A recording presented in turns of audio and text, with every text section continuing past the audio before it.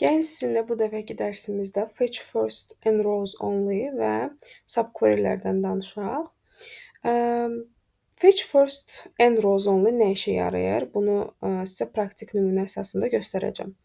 Tutaq ki, siz müdirə yaxınlaşmısınız. Müdir sizə deyir ki, mənə ilk top 5-likdə ən yüksək maaş alan işçilərin siyahısını gətir. 5 nəfər cəmi lazımdır bizə. Biz bu zaman nə edə bilərik? Gəlin başlayaq. Deməli, sizdən istəyir ki, ad olsun, soyad olsun və maaş olsun. Və from HR employees table-ımızdır bizim, bildiyimiz kimi. Gəlin birinci bunu run eləyək, baxaq. Mən bunu run eləyəndə görürəm ki, burada ad yazılıb, maaş yazılıb, soyad yazılıb, amma heç bir ardıcıllıq yoxdur. Mən buradan 5 dənəni necə ayırd eləyim, nə edeyim? Bu formada olanda biz nəyə əl atırıq? Hansı yola əl atırıq? Deməli, biz xatırlayırsınızsa sizlə order by keçmişdik və order by hər hansısa bir sütuna görə sıralana bilərdi. Bizim sıralamaq istədiyimiz sütun salary sütunudur və burada biz yuxarıdan aşağıya doğru sıralamalıyıq. Çünki bizdən istənilən ən yüksək maaş alan 5 işçinin siyahısı istənilir. Mən bunu run etdikdə görərəm ki, mənə siyahını verdi. Yəni burada 107 dənə işçi var və hər biri də yuxarıdan aşağıya doğru maaş sıralamasına sıralanıb. Amma mənim bayaq müdirim məndən istəmişdi ki, 5 dənə işçini sadəcə gətir. Bu zaman mən fetch first and rows only bu funksiyadan istifadə edə bilərəm. Və mən bunu istifadə edən zaman n-i təbii ki atacağam. Çünki mən bir sayı yazmalıyam bura. Neçə dənə məndən istənilibsə və mən bu formada run eləyəcəm. Və mən həqiqətən də görə bilərəm ki, ilk 5 işçinin mənə siyahısını verdi. Yüksəkdən aşağıya doğru sıraladı. Yəni bizdə ən yüksək alan işçi Steven'dan başlayaraq ilk top 5-lik bu işçilərdir.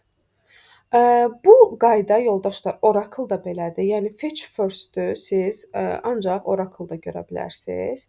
Və siz başqalarını da görə bilərsiniz. Məsələn, burada tutaq ki, görə bilərsiniz limit 5 məsələn. Bu sizdə nəyi verəcək? Bu hansı SQL-da istifadə olunur? Bu deməli MySQL-da siz bunu görə bilərsiniz. Hansı ki, şəxsi təcrübəmdən gördüyüm üçün sizə bunu göstərirəm və PostgreSQL-da da bunu görə bilərsiniz eyni şəkildə. Amma məsələn, bu formada da yazılır. Tutaq ki, top 5. Bunu isə siz görə bilərsiniz. Deməli, hansı SQL-da? MS SQL-da, yəni Microsoft Server SQL-da siz bunu görə bilərsiniz. Amma bizim Oracle üçün istifadə eləyəcəyimiz fetch first 5 rows only. Bu formada olacaq. Bu funksiyadan danışdığımıza görə artıq subquerylərə keçid ala bilərik. Bu hissəyə çox diqqətlə qulaq asın. Çünki həqiqətən praktikada da çox istifadə olunan bir mövzudur. Mən elə praktiki nümunə əsasında sizə bunu göstərəcəm. Gəlin biz bu cədvəlimizi run eləyək. Və mən sizə bizə lazım olan nümunədəki sütunları göstərim. First name, last name və salary. Hal-hazırda bu nümunəyə baxacağıq. Deməli, biz keçən səfər xatırlayırsınızsa sizinlə ortalamanın necə tapıldığını keçmişdik. İndi sizə nümunədə deyilir ki, bizə şirkətdə ortalama maaşdan yüksək maaş alan işçilərin siyahısını tapın gətirin. Biz bunu bu zaman necə eləyə bilərik? Birinci gəlin baxaq, bizim ümumiyyətlə ortalama maaşımız nə qədərdir? Bizim keçən səfərdən xatırlayırsınızsa, ortalama maaşımız 6461 USD dollar idi. Biz bunu necə tapırıq? Deməli, gəlin başlayaq. Select, first name, hansı işçilərdirsə, last name və salary deyək tutaq ki, from HR.employees. Mən buna bir filtr tətbiq eləməliyəm, düzdür? Harda ki, maaş məndə ortalama maaşdan yüksəkdir. Mən bunu bu formada sizcə run eləsəm işləyərmi? Ortalama maaş yazmışam, run eləyirəm. İşləsin də bir zəhmət. İşləmir. Niyə? Çünki bizdə aqreqat funksiyası da axı average. Aqreqat funksiyası da where-in daxilində işləməyəcək bu formada. O zaman biz hansı üsula əl atırıq? Təbii ki, subquery-yə əl atırıq. Və biz bu zaman sizcə bu formada yazsaq işləyəcəkmi? Select, yəni bayaqki yazdığımız query-ni yazacağıq əslində. Yəni bu formada bunu kopyalayıram və gətirirəm bura. Yəni məndə bu sorğunun əslində ümumi nəticəsi nə idi? 6461. Yəni mənim bu sorğum 6461 ilə müqayisə eləyəcək. Yəni mən bunu kat eləsəm, tutaq ki, yazsam 6461, bu formada eləsəm də mənə nəticə çıxardacaq. Və bu formada da eləsəm mənə nəticəni çıxardacaq. Və mən indi təbii ki, subquery-dən istifadə heç bir zaman siz bunu əllə yaza bilmərsiniz. Ortalama maaş budur, budur. Yəni düzgün bir yol deyil təbii ki. Subquery-dən istifadə edərək rahatlıqla tapa bilərsiniz. Və siz həqiqətən də görə bilərsiniz ki, burada 6461 dollardan yüksək maaş alan işçilərin siyahısını çıxartdı və mən siyahımda 51 dənə işçi var. Subquery-nin yəni istifadə olunduğu variant budur. Gəlin indi başqa bir nümunəyə baxaq. İki cədvəl arasında subquery-yə baxaq. Tutaq ki, siz xatırlayırsınızsa, bizdə HR Departments deyə bir cədvəlimiz var idi. Və bu cədvəldə departamentin adları əks olunmuşdu, düzdür? Mən burada department ID-ni görürəm və departamentin adını da görə bilirəm. İndi sizdən tutaq ki, müdir istəyir ki, mənə IT departamentində olan işçilərin siyahısını gətir. Mən hər hansı bir join-dən istifadə eləmək istəmirəm. Mən sadəcə istəyirəm ki, çox rahat bir şəkildə qısa bir subquery yazaraq IT departamentində işləyən işçilərin siyahısını tapım.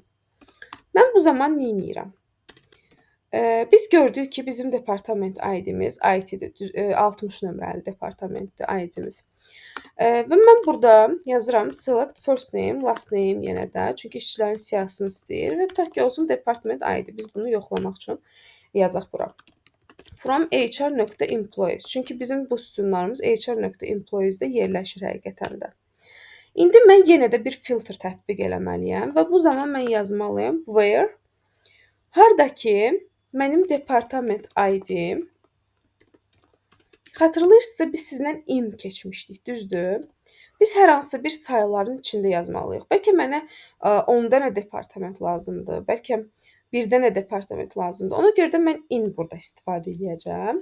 Və mən burada çox rahat bir şəkildə yaza bilərəm də select department ID from daha doğrusu employees yox, departments. Çünki department cədvəlinin subquery-sini yazıram artıq. Hardakı where department name, pardon, burada altdan xətt yazıram, name bərabər IT. Gəlin birinci bu sorğunun özünü run eləyək. Görürsünüz, mən bu sorğuda nə verir? 60. Deməli, əslində mən bu mötərizəmin içi nədir? Cəmi 60-a bərabərdir. Yəni, department ID in 60. Və mənim bu sorğumu ümumiyyətlə run eləsəm, bir saniyə, ümumilikdə run eləyirəm. Yenidən deyəsən, Oracle işləmir. Bir dəqiqə. Okey. Mən bunu yenidən keşi təmizləyib gələcəm.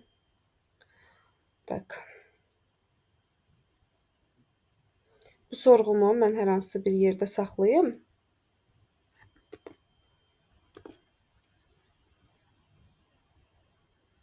Keşi təmizləyə yoldaşlar. Keçən səfər isə keşi təmizləməyi izah etmişdim.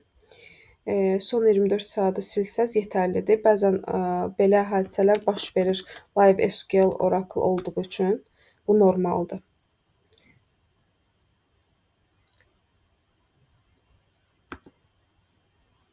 Daxil oluruq akkauntumuza.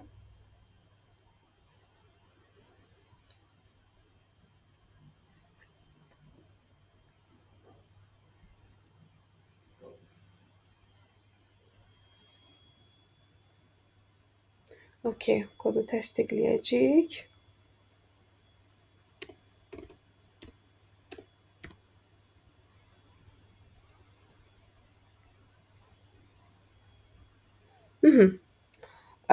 Bayaqkı sorğumuz hardaydı? Çıxdıq deyəsən bayaqkı sorğumuzdan, yoxsa kopyalamışdım? Okay, kopyalamışam. Deməli, bunu bağlayaq. Okay. Mən bu sorğunu yenidən run etdikdə, gəlin run eləyək. Aha, mənə IT departamentində işləyən işçilərin siyahısını artıq verdi. 5 dənə işçidir, 60-cı departament, yəni IT departamentində işləyirlər.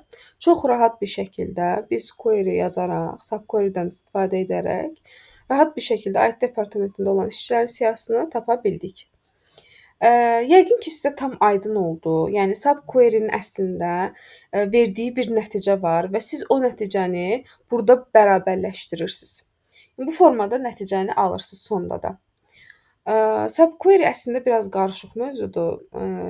Təcrübədə görmüşəm, yəni bütün yoldaşlarımın çaşdırdığı bir mövzudur. Amma siz əsl mənasını, məğzini başa düşsəz, subquerylərdən çox rahatlıqla istifadə eləyə bilərsiniz.